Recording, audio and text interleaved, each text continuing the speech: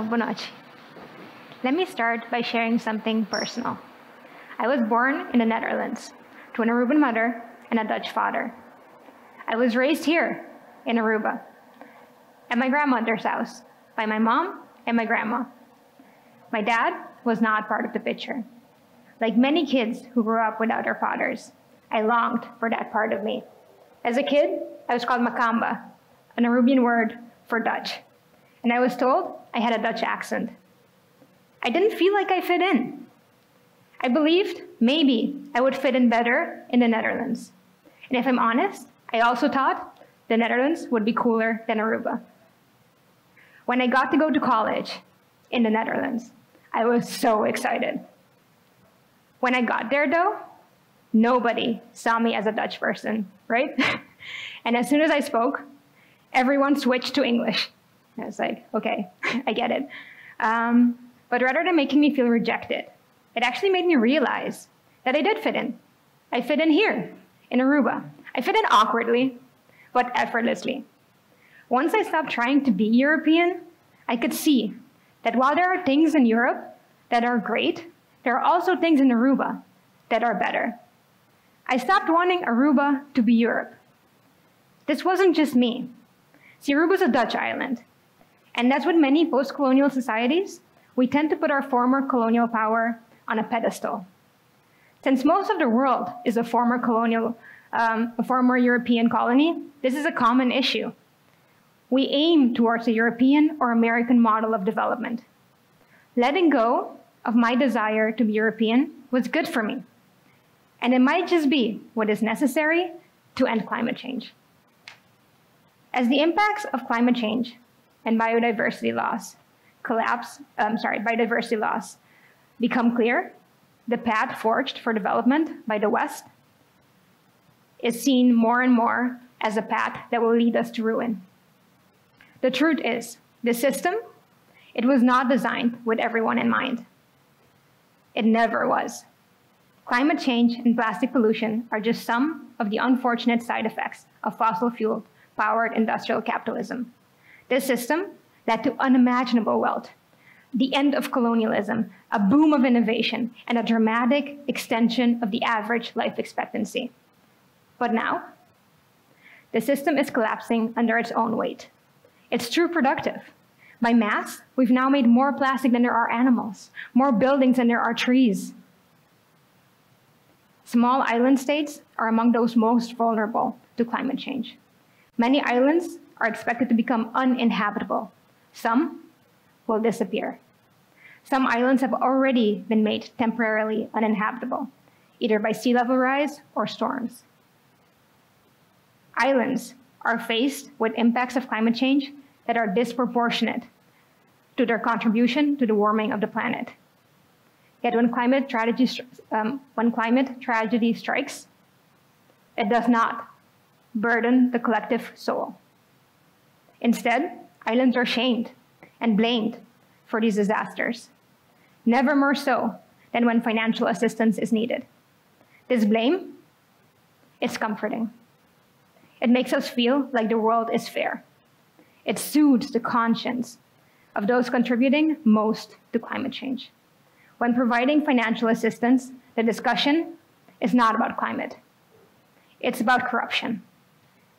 The victims tend to agree. Because if corrupt politicians are at fault, then we can do something about this. Not to say that local corruption is not an issue, but it is not the issue that is causing climate change. This narrative, it's fed by a big lie. The lie that these problems are taken seriously by rich countries. The fact is that Europe and the United States are responsible for the majority of historical global warming emissions and are still among the top emitters, even more so when adjusted for population. In fact, the only country with a plan to meet the Paris agreements to keep warming under 1.5 degrees is the Gambia. Yet, we continue to look at rich countries as role models. Plastic recycling programs in the West were started by oil companies. to sell disposable plastic and silence that nagging voice we hear when we throw plastic away. In 2019, China stopped recycling plastic for the rest of the world. Before that, China recycled more than 50% of the total recycling.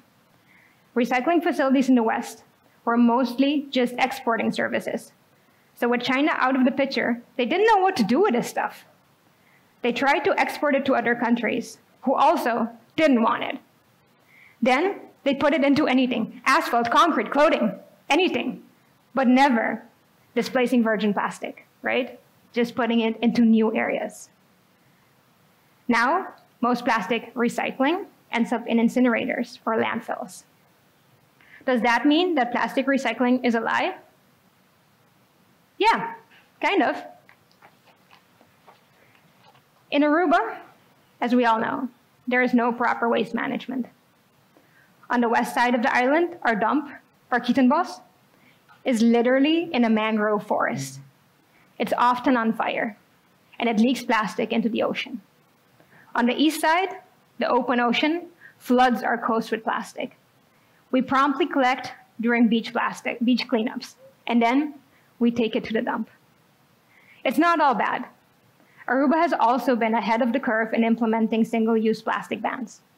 And there's Plastic Beach Party, what I'm actually supposed to be talking about, a tiny plastic recycling factory.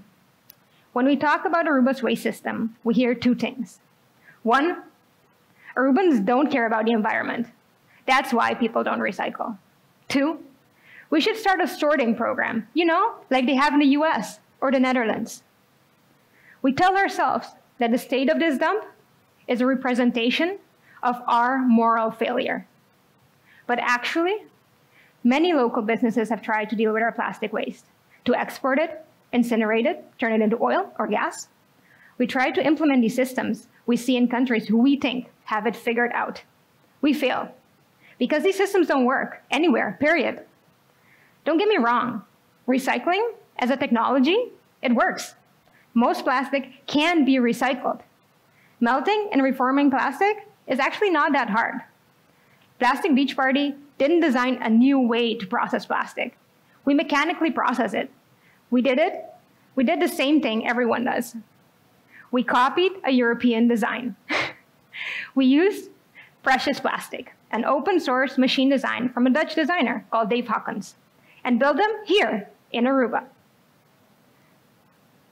Dave Hawkins democratized plastic recycling, taking it from a big industry into a decentralized, small-scale concept within reach of many.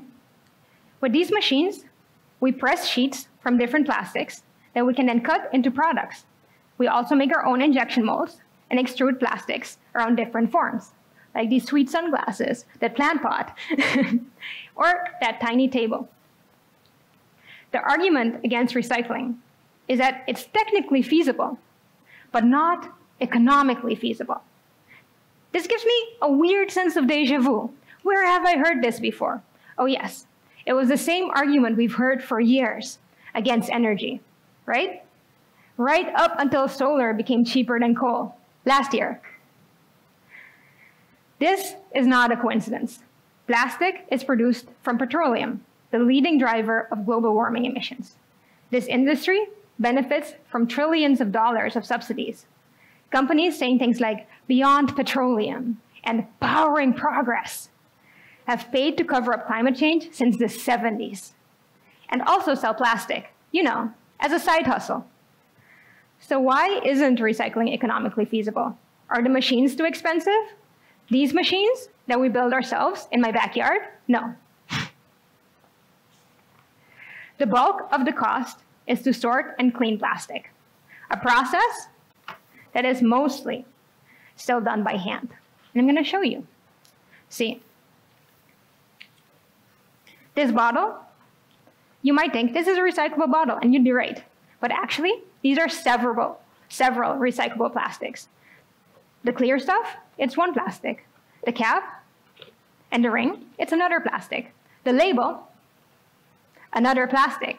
That is mostly not recyclable and ironically never labeled.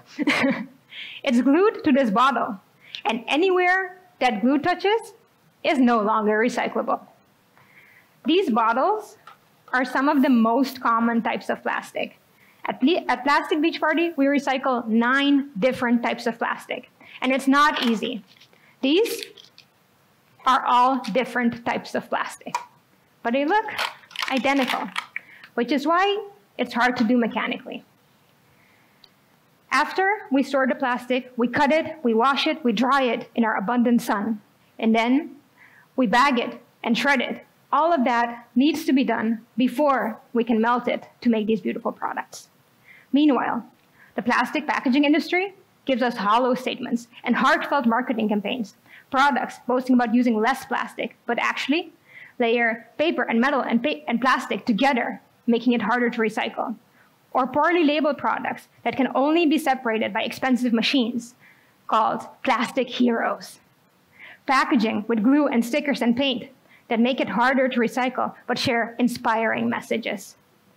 Bioplastics, branded as eco-friendly, which cannot go into compost and are mostly not recycled.